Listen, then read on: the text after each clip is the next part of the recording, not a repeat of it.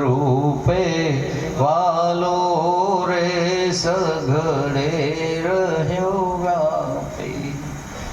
જો વેદ કહે છે કે નથી દેખાતો, નથી સંભળાતો, નથી જોવાતો, કોઈ ના જાણી શકે એવો અગમ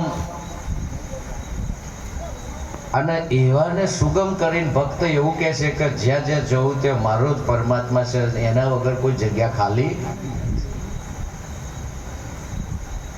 તો આ બે મત મતાંતરો આદિ અનાદિથી એક શ્રુતિ પ્રમાણ એક શાસ્ત્ર પ્રમાણ ચાલ્યું આવ્યું છે।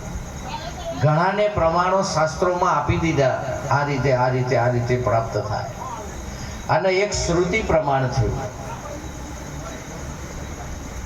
એ શ્રુતિ પ્રમાણ એવું છે કે ગુરુ શિષ્ય પરંપરા ચાલુ થઈ, એમાં ગુરુ શિષ્યને પ્રેક્ટિકલ શીખવાડતો ગયો।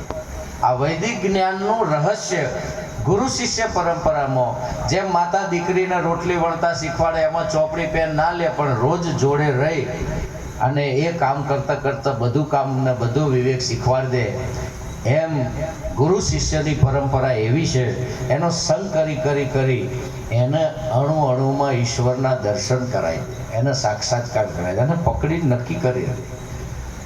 કોઈ અણહારાની કે કલ્પનાની વાત નહીં, પણ એને હાથે પકડી એને નેણે નિરખાયા કહે છે।